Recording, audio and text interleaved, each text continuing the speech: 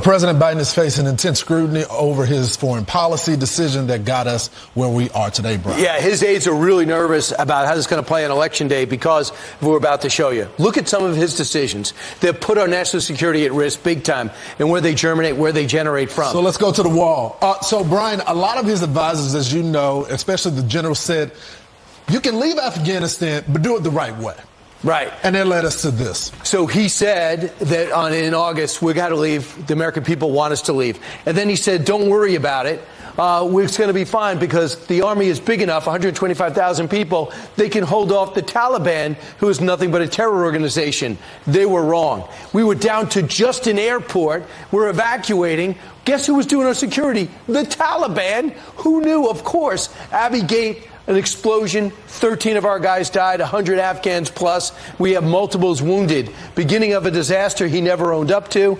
And then this, Taliban take the country in 10 days. What I think is worse, he said no military official said that it would end like this. Brian, he went deeper than that. He called it a success. Yeah, he called it a successful evacuation.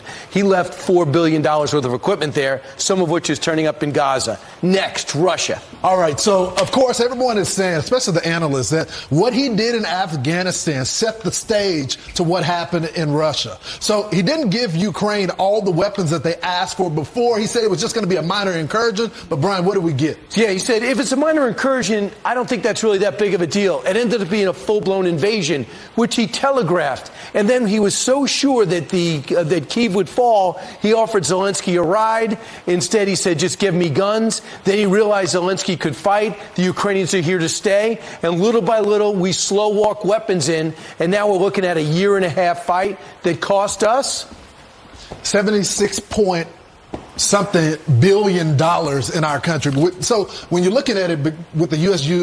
defense budget, that's about 5% of our overall defense budget. It's a fight we need to win. The Russians cannot be successful. That's a victory for China. But the president's got to make sure it goes to the right people. We can't be paying for pension plans. We can't be doing people's health insurance. It's got to go to weaponry. There's got to be an audit. EU has stepped up. They've given about $80 billion too. Looking at their GDP, it is a lot. But that's not all that he's having trouble with. So, of course, Iran is a big problem. The Obama gang is back into office. He says that he wants to do this big, major Iran New Deal. Brian. Right. The problem is the deal is done.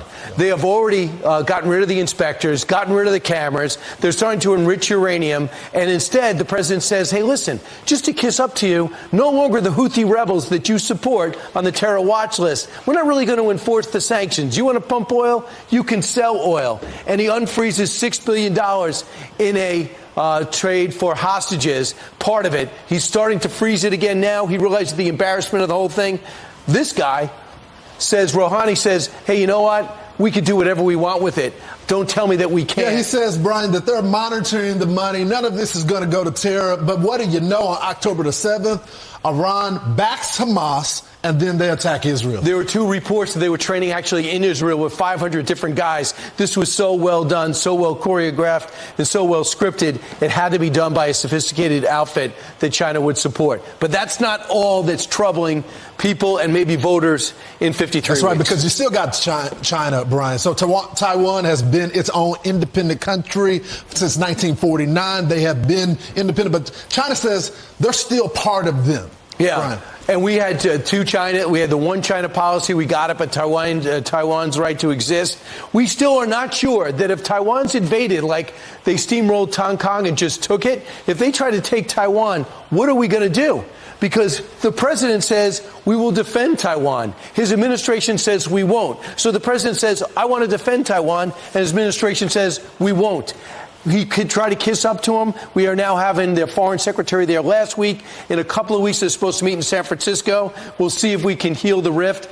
More than likely, the answer is no. They want to divide the world between the evil guys of China, Russia, Iran, and North Korea, and we would just like to exist with the democracies. If you talk to the president, like with all of his foreign policy, he says, don't. Right.